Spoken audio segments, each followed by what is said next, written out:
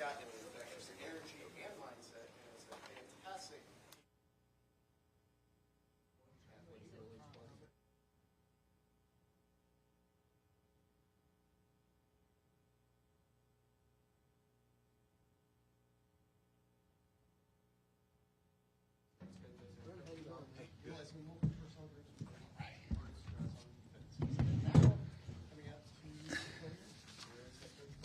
All right.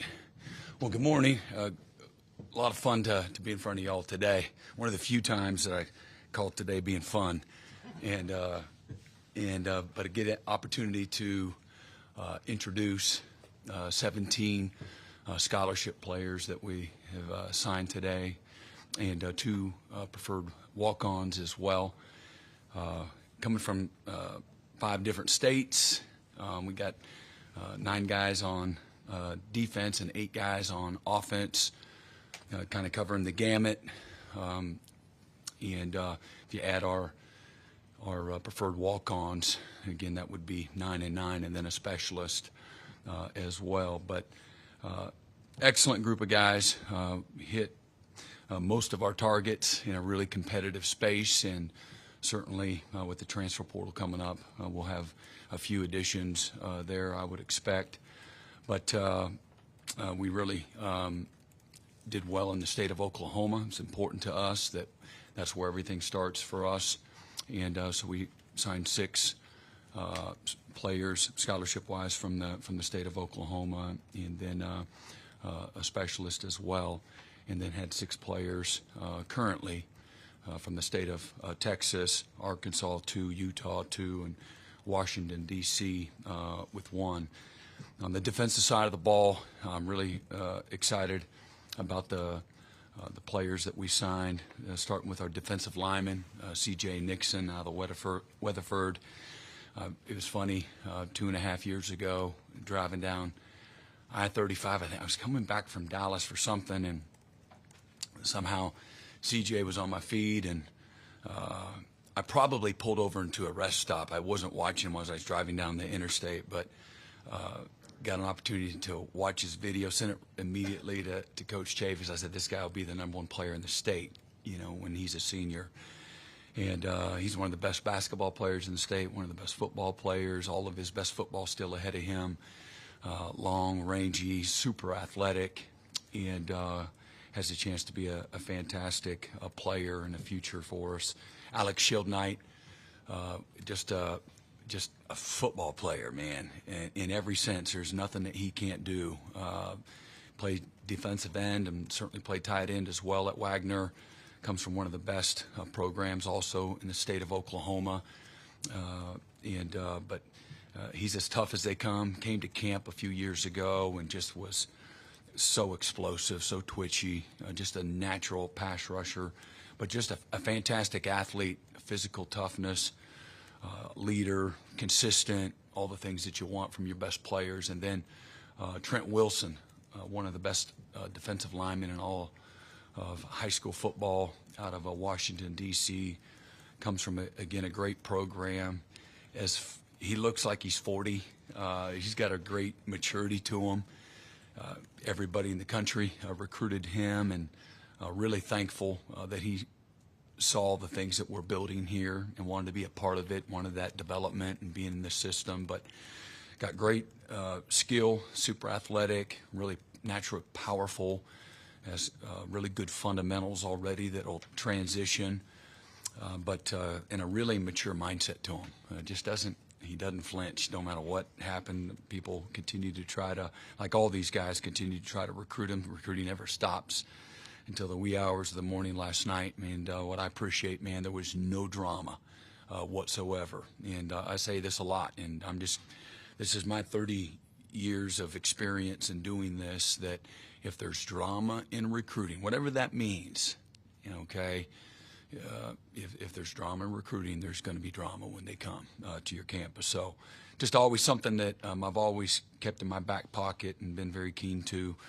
Marcus James comes from one of the best. Again, we signed 3 guys from one of the best programs in the state of Oklahoma at Carl Albert, and what they've been able to achieve is really special. to have the level of elite consistency is really remarkable. So, but Marcus has been a big part of that.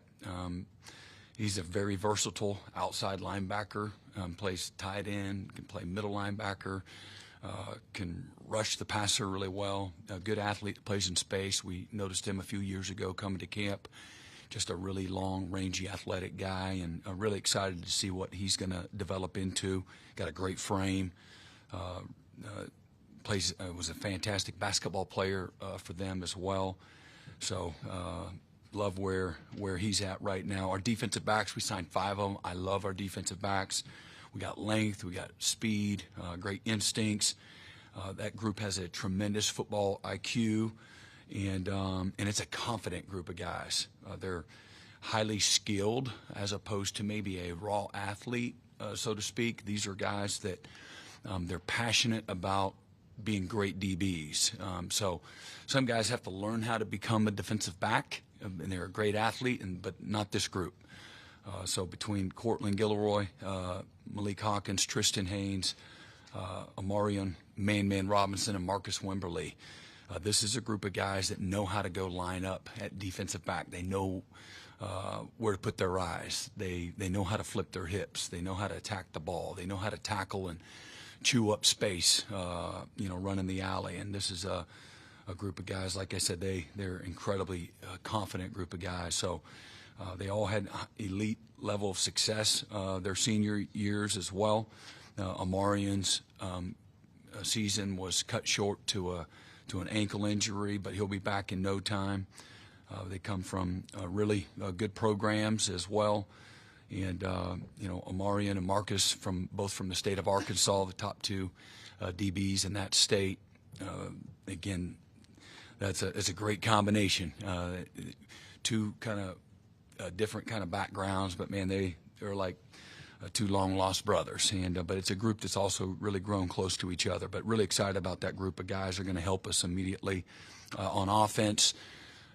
Kind of a surprise for everybody here. We lost a quarterback that was committed for over a year and a half, and so he decided late, a little over a week ago, that he was going to go somewhere else, and so really felt like we needed foundationally to have a freshman quarterback in the room, and we were able to get Jet New from Lehigh, Utah. A really successful program, a really skilled, developed quarterback.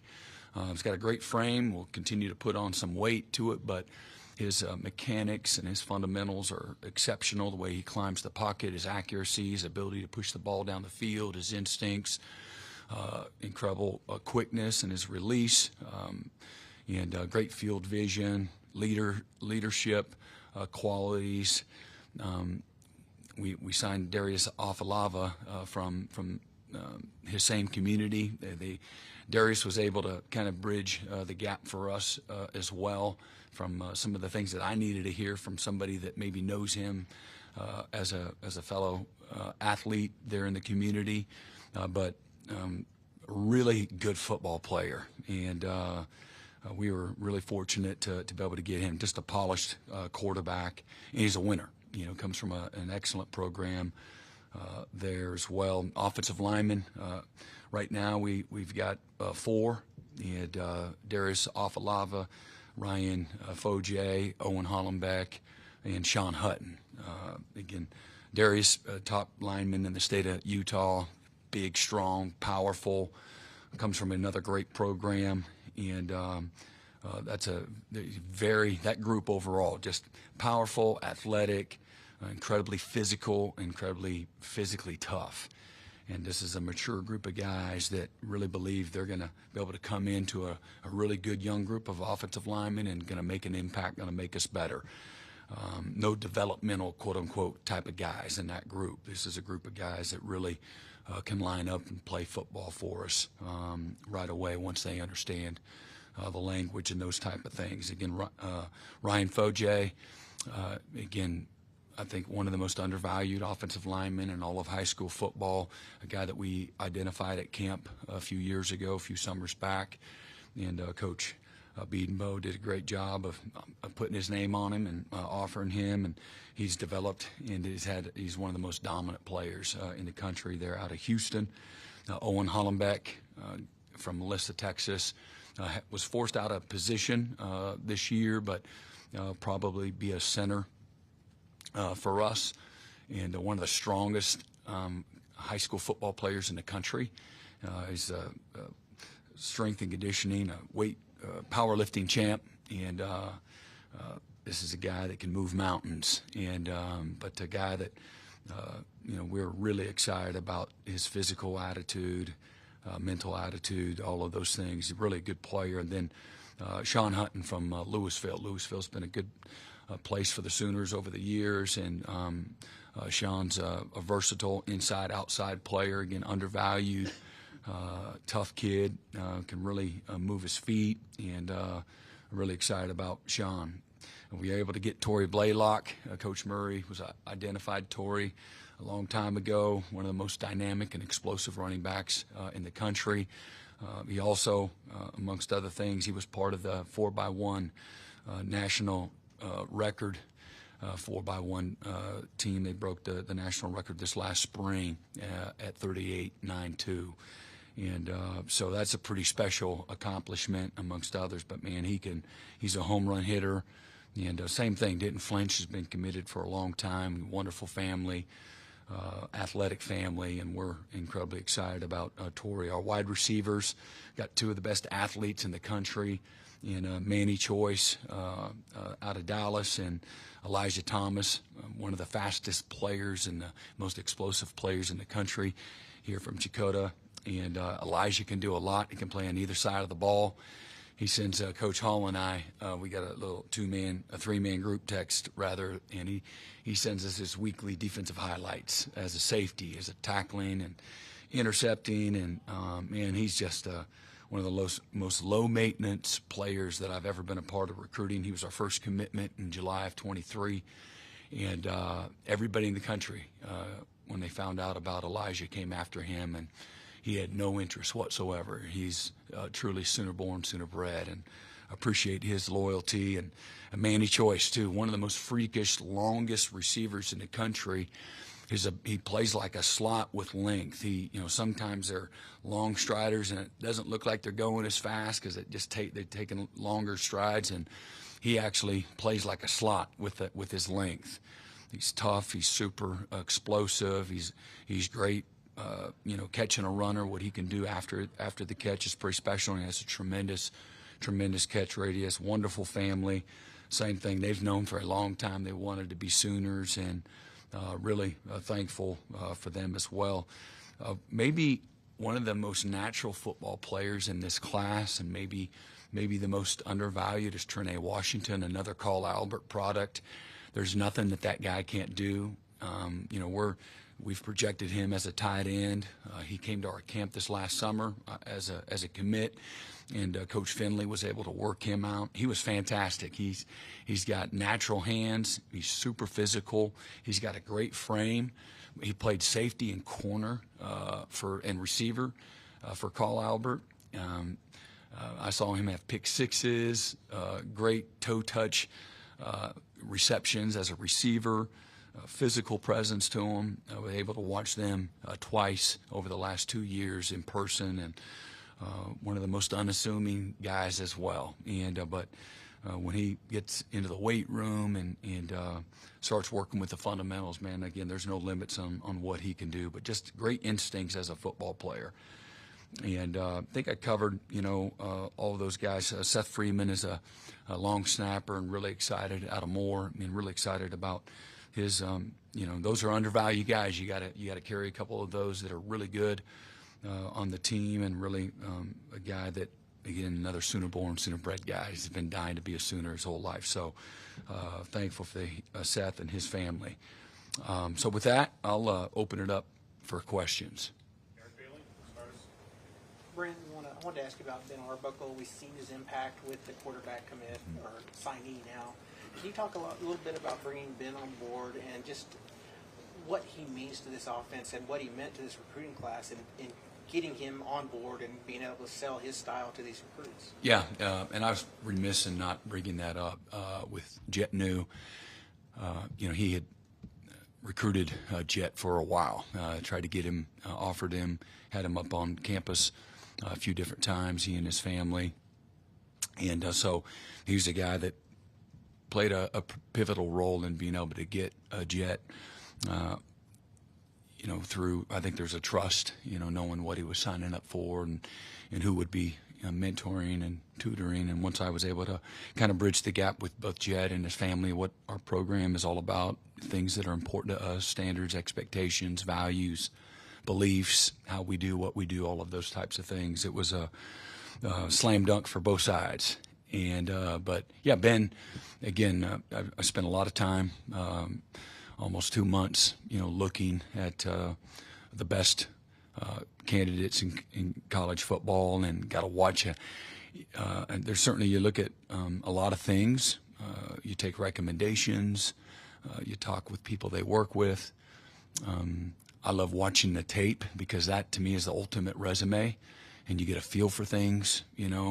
I've studied offenses more than I've studied defenses over the past 3 decades, and I have an appreciation for style, presentations, sequences, answers, game plans, personnel, and utilizing the personnel, those types of things, and a lot of little things that a lot of people don't see, maybe checks that maybe some people have built into their systems.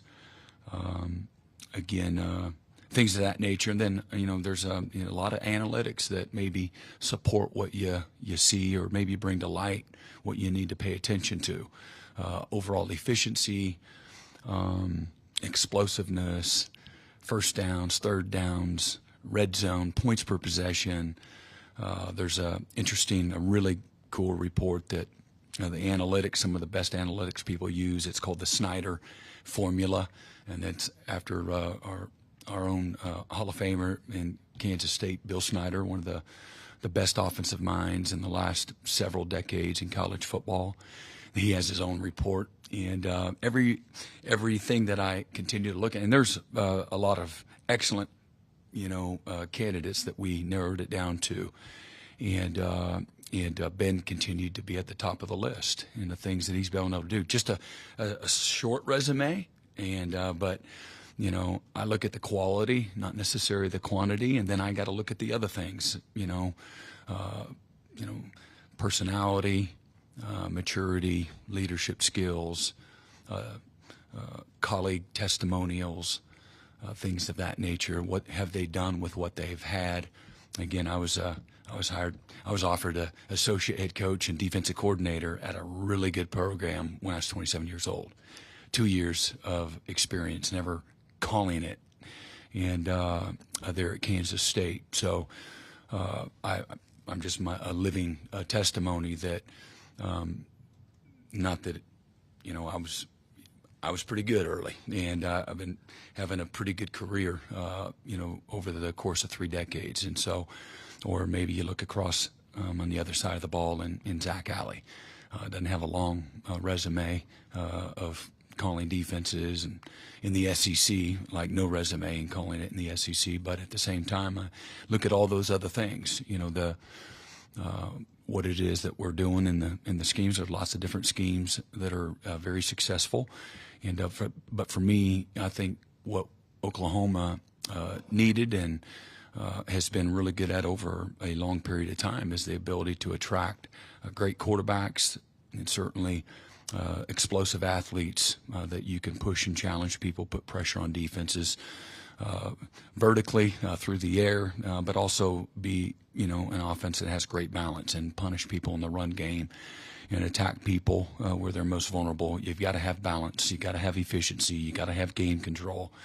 And you've got to be able to utilize the personnel that you have and keep people off balance. And so when you peeled it all back through several conversations with a lot of people and certainly interviews, if you will, looking at the tape as video evidence and the multiplicity and things of that nature, I continue to come back to Coach Arbuckle.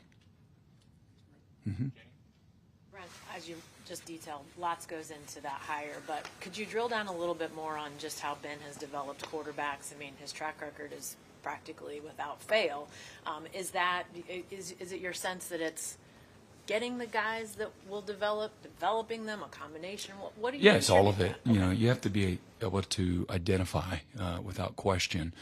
But most importantly, once you get them, you have to be able to develop them and put them in a position to be successful. And you know, so he's had 4 really good ones that, you know, I think where he's been the full-time coach, and they all had elite level success and breaking national records. And a lot of people have good players, but they don't necessarily bring out the best in them. And so I look at that's an important thing for sure. And but he's had again the quality of what he's been able to do with his opportunities. He's nailed it, hit it out of the park. Is there anything about the 4 guys that either a through line thread with all of them, or maybe they're different in how they've been successful with him, and maybe that's been appealing to you? Yeah, I mean, for sure. Whether they are the athletic dual threat guy or just a pure passer, you've seen him lean on their strengths and promote their strengths, develop through their weaknesses and protect those as well. But you know, helping them make great decisions, putting them in a position to be successful, not asking them to do things that they're not great at, and so those were the things that, you know, stood out the most. Mm-hmm. Yeah, Brent, you got 17 guys here. I think last year you guys had 27, the year before that maybe 27 signees. The smaller class, is that just because of you know, numbers and the scholarship? I know that comes into play in terms of how many scholarships you can give, transfer portal. I mean, is it one of those things where, you know, in college football now you're seeing teams maybe sign fewer guys and go after more experienced guys in the portal, or is it just, I guess, could you explain the lower number of guys? Yeah, I mean, at the end of the day, you fill your class and fill your numbers, but we have 81 freshmen and sophomore on our roster, and I know I talked about that several times during the season. Probably, I don't know what the number is now, but probably over 8,000 snaps went to freshmen and sophomore this year, which is a tremendous amount of snaps. So we're not losing as many guys, you know, as of right now, and so that plays a huge. You're not losing as many, you can't bring in as many, so that plays a big part. We'll stick to a philosophy that we want to build the program from high school, and that be the foundation of development, and retain guys. That would be ideal, and where you're not having as much turnover year in and year out. But we are dealing in a time and day in college football it's different than it's ever been, and with the ability for players, it's open to free agency, and so we're not going to be immune from losing guys that we're not counting on losing. And then, as I've been talking about for well over a year now, the day has come where we're going to have to ask some good players that we're going to have to help them move on and find a fresh start. So not a fun part of the job, but one that we've been positioning ourselves for, and we'll attack the portal in the areas that we feel like we'll have the most need, and in the spots that make us better immediately, and add to what we have. And so we'll have a good majority of our team back. Not losing, again, a ton of production, but where we are losing the production, we have good young players that we've been bringing along, and then we'll add to that where we see fit, needed some experience as well through the portal. Mm-hmm. Brent, in the release for Coach Arbuckle, you had said that looking forward to him working alongside Coach Finley, Coach Beatonbow, Coach Brent, Coach Jones. That means those guys being retained at the position spots that haven't been determined yet heading into the fall? Yeah, we'll retain all of them. Mm-hmm. Brent, when's Ben, Coach Arbuckle, going to be here? But I also want to talk about, you had several receivers at one point committed. You ended up with 2. Is that part of what you're talking about when you had to make decisions about a roster, how many guys you can bring in, and that even affected the recruiting class at that point? Oh, absolutely. Yeah, that's nothing easy about it, but navigating it, and some of it has been planned ahead and going according to plan.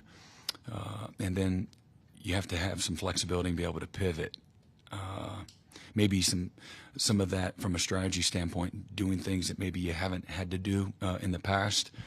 But uniqueness in, we had several guys hurt this year that this could have been their last year. And so we'll bring a few of those guys back is what we're planning to right now. And then you look at where are the spots on your roster where maybe you have a few more numbers and where you need to, trim some fat and get your numbers and with a little more balance, and then find the areas on your roster that you need some immediate playmaking. I think is something that we've identified and will attack, when those opportunities come, when the portal opens. Ben, is he? Oh, yeah. So Ben and his wife, Lauren, got here last night. They flew in late last night, and so they'll be here for a few days. I'll introduce Coach Arbuckle over at the, we have a recruiting event here following this event. And so try to get them to meet some of our players, our staff, and see the community, those types of things. Brent, for months and months, we said, how can you keep this class together? How can you keep it together?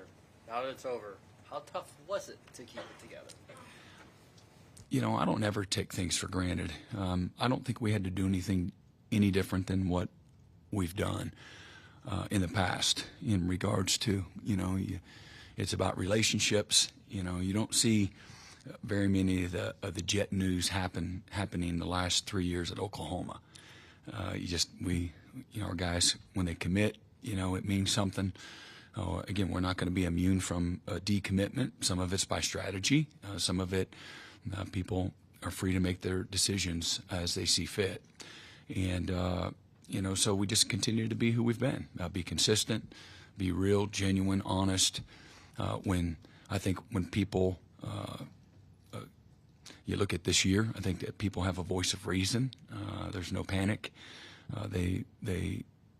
They're aligning with the body of work. They're aligning with a university that's represented excellence for a long period of time, and they know nobody. I think you look at college football, nobody's immune to, maybe some things that happened this year to us, and a little bit of the instability environment that you're dealing with, and so I think this is a class that had faith in people and relationships with people, and a belief in seeing, hey, maybe there's even more opportunity. I knew I had opportunity, but maybe there's even more of an opportunity that myself and some other guys in this class that we can come in and be the glue and be, part of the opportunity to, help turn around, what we're trying to build.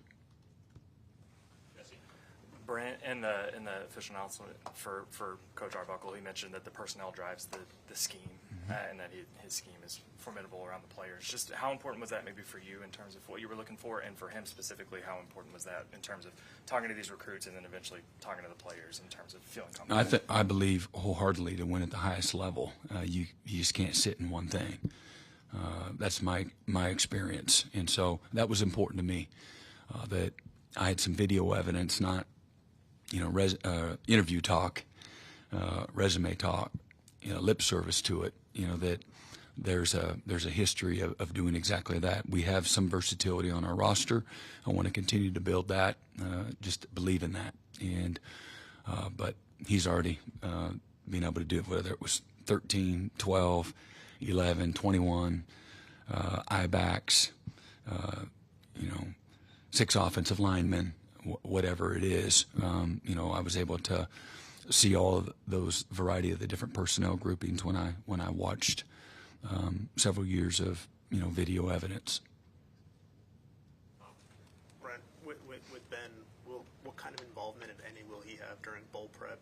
Is that a chance to get a head start on next year at all, or is he just going to be more in sit back and kind of assess everything mode? Yeah, sit back and assess mode. It's just it's too much to ask of a guy that really doesn't know the personnel, the people, those types of things. And, our staff will handle that. Second row middle, Parker. Hey, Coach, obviously, as as you've discussed, the way the world in college football these days is that sometimes you have to cut a guy with the new scholarship limits, the roster limits. That's just the way it has to be sometimes. And you've mentioned before that when you have a guy on your roster that you have to go through that process with, you guys make a good faith effort to help him land at another institution. I'm curious, how do you navigate that process with recruits when you have a guy that's been committed and you have to tell him, hey, we just don't have room for everybody yet? How do you make sure that you do right by him in kind of parting ways? Yeah, and maybe offer opportunities still come, just not on the same timeline. That's it. Yeah. Next, Parker John. Brent, Bob used to say, excuse me, get my voice going here. Bob used to say, famously, that when he went to hire Mike Leach, he looked at guys who gave him the hardest time as a defensive coordinator. Did that resonate with you during this search, that you wanted an offensive coordinator that can do things that your defense has trouble with? And in Ben, what are some of those things, qualities that his offense does that you guys would struggle with? Well, again, I just look at overall schemes, the depth of them, the things that challenge you as a defense, using the multiple personnels, all of the things from a strategy standpoint that are innovative, aggressive, attacking, putting you in conflict. So whether that's pre-snap, post-snap, it's personnel, it's play design, all of those things combined. And then utilization of, how you put in, specializing, certain players and put them in position, leaning on their strengths, all of those things. Some of the things I just talked about are things that, we've struggled with that. But having not competed against him, I can't really testify to the fact of what maybe Coach Stoops maybe talked about when he talked about with Coach Leach. But those are the things I study again, when we're getting ready for an opponent, start just game by game, just watching them and figuring out, okay, this guy knows what he's doing, or this one is going to cause us problems, and we're going to have some, a certain style of game plan that gives us maybe more flexibility and more, disguise and more surprise and things of that nature, or maybe, hey, we can just continue to do what we do. And so all of those things go into it, when I looked at, Coach Arbuckle. Mm-hmm. Yeah, Coach, it's pretty unusual to have three guys from the same school in the same class, but you have that with Carl Albert. Mm-hmm. I wanted to ask you, because you talk about it being about more than talent, what are they doing at Carl Albert that makes those guys people that you want to bring in beyond the obvious, which is talent? Well, I think there's a lot of great qualities when you play for Carl Albert. They're coming from a really strong culture that understands that how important a team is. So the selflessness, the blue-collar mindset, the consistency, the depth of development, preparation, being on a big stage in the high school space, understanding the value of high standards and expectations, and then showing up every day willing to compete, to create value for yourself and to outwork people.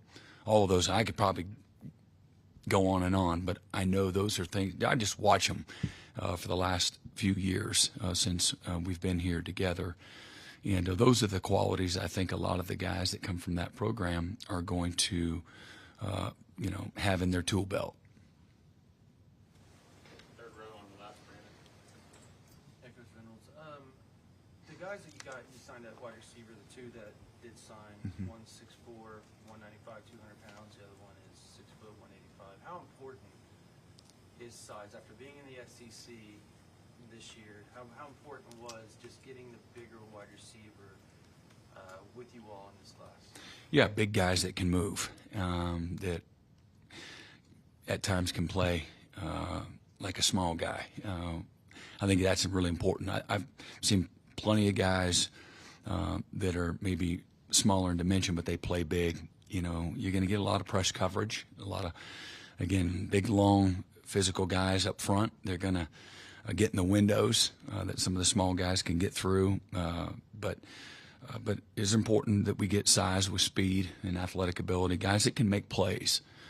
And not just big, not just small, not just fast, but guys that can make competitive, tough plays. And that's what these two guys have shown in high school, and think that they'll be able to bring that as well, coming to Oklahoma. And that's, I think, from a conference standpoint, that'll transition well for both guys. Okay, we got to wrap up. Anyone who hasn't asked a question, have one. Thank you, Coach. All right, appreciate you all.